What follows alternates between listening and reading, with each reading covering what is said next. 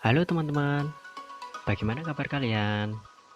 Sini kita akan mempelajari aliran dan piramida energi bersama biologi kelas.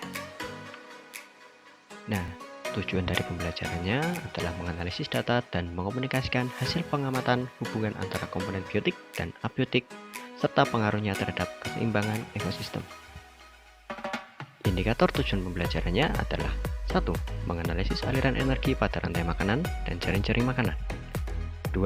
Menganalisis bentuk piramida energi.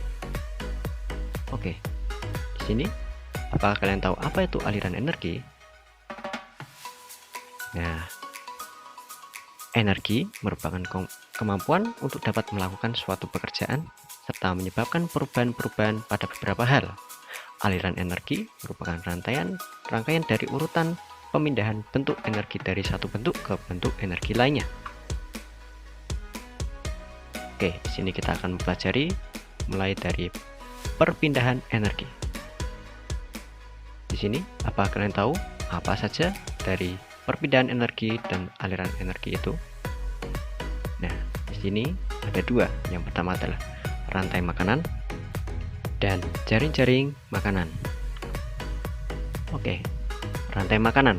Rantai makanan adalah peristiwa memakan-memakan yang menyebabkan terjadinya perpindahan energi dari tingkat trofik 1 ke tingkat trofik berikutnya.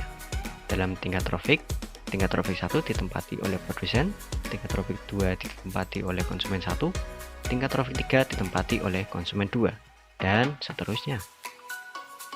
Oke, di sini ada dua macam rantai makanan berdasarkan tipe organisasi yang menduduki tingkat trofik 1, yaitu adalah rantai makanan produsen dan rantai makan detritus. Oke, rantai makanan produsen ada rantai makanan yang dimulai dari organisme produsen atau tumbuhan hijau. Contohnya adalah rumput. Rumput merupakan produsen yang nantinya akan dimakan oleh belalang, dan belalang akan dimakan oleh katak. Katak akan dimakan oleh ular, ular dimakan oleh elang, dan elang akan mati menjadi bakteri pengurai yang akan membantu rumput untuk berkembang biak atau hidup kembali. Lalu di sini ada rantai makanan detritus, adalah rantai makanan yang dimulai dari detritus, yaitu serpian organisme yang sudah mati. Contohnya adalah sampah daun yang akan dimakan oleh kutu kayu, dan kutu kayu akan dimakan oleh burung. Di sini sampah daun merupakan suatu abiotik karena sudah tidak memiliki kehidupan. Jadi bisa dibilang bahwa ini adalah rantai makanan untuk suatu produsen yang sudah mati. Oke, selanjutnya adalah jaring-jaring makanan. Jaring-jaring makanan adalah gabungan dari beberapa rantai makanan yang saling berhubungan dan kompleks. Semakin kompleks suatu jaring-jaring makanan, semakin tinggi tingkat kestabilan suatu ekosistem. Jika suatu rantai makanan terputus, akibatnya akan terjadi kemusnahan suatu organisme dan ketidakstabilan ekosistem. Nah, ini adalah contoh dari jaring-jaring makanan. Di sini ada beberapa hewan dan beberapa produsen atau tumbuhan. Oke, untuk produsen atau tumbuhan sendiri ada pohon dan juga rumput yang nantinya akan dimakan oleh ulat, belalang, dan juga tikus. Lalu di sini ada ulat dan belalang akan dimakan oleh ayam dan juga katak. Dan tikus sendiri nanti akan dimakan oleh ular. Selanjutnya, ayam dan juga katak akan dimakan oleh ular dan juga elang.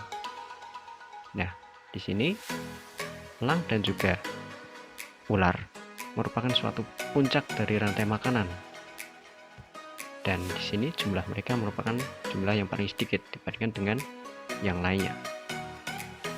Begitu juga dengan produsennya, yaitu pohon dan juga rumput yang memiliki jumlah paling banyak dari mereka semua. Oke, sini apa kalian sudah tahu apa itu piramida ekologi? Piramida ekologi adalah suatu diagram yang merupakan jumlah relatif dalam rantai makanan atau jaring-jaring makanan yang berbentuk piramida. Fungsi dari piramida ekologi adalah untuk mengetahui perbandingan antara tingkat trofik satu dan tingkat trofik berikutnya dalam suatu ekosistem. Nah, piramida ekologi dibagi menjadi 3 macam. Yang pertama adalah piramida jumlah, piramida biomasa, dan piramida energi. Piramida jumlah adalah piramida yang menggambarkan jumlah organisme pada setiap tingkat trofik. Semakin ke atas, jumlahnya akan semakin menyempit atau semakin sedikit. Bisa kita lihat di sini ada rumput laut atau alga sebagai produsen, dan di atasnya ada udang yang memakan rumput laut atau alga sebagai konsumen primer, dan jumlahnya lebih sedikit dari produsen. Selanjutnya ada ikan yang memangsa udang dan menjadi konsumen sekunder. Selanjutnya ada ikan hiu atau ikan predator yang menjadi konsumen tersier, dan jumlahnya merupakan yang paling sedikit dari seluruh organisme yang ada. Selanjutnya ada piramida biomasa. Piramida biomasa adalah piramida yang menggambarkan masa kering total organisme hidup pada masing-masing tingkat trofik pada kurun waktu tertentu. Nah, di sini ada tumbuhan yang memiliki total organisme yang hidup yaitu adalah 809, dan dilanjutkan dengan herbivora atau pemakan tumbuhan yang memiliki biomasa 37. Lalu ada karnivora kecil yang memiliki biomasa 11, dan juga karnivora besar yang memiliki biomasa 1,5. Selanjutnya adalah piramida energi. Piramida energi adalah piramida yang menggambarkan terjadinya penurunan energi pada setiap tingkat trofik, serta tidak bergantung pada ukuran dan jumlah individu. Jumlah total energi pada setiap tingkat trofik akan semakin kecil ke arah puncak piramida. Secara umum, konsumen hanya mampu menggunakan 10% energi yang diperoleh dari organisme yang berada pada tingkat trofik di bawahnya. Hal ini terjadi karena sebagian besar energi terbuang sebagai panas. Bentuk piramida energi selalu berupa piramida tegak. Di sini adalah contohnya. Unit energi yang memiliki paling banyak energi adalah produsen, yaitu tanaman atau tumbuhan, yaitu 1000. Dilanjutkan dengan herbivora yang memiliki unit energi 100. Dilanjutkan dengan ular yang memiliki energi 10, dan yang terakhir adalah elang yang memiliki unit energi 1. Di sini terjadi perbedaan 10 kali lipat dari yang sebelumnya. Oke. Selanjutnya adalah faktor-faktor yang menyebabkan terjadinya penurunan energi.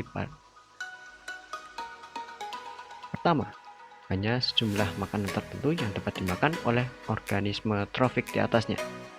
Beberapa bahan makanan yang sulit dicerna dibuang dalam keadaan mengandung energi kimia.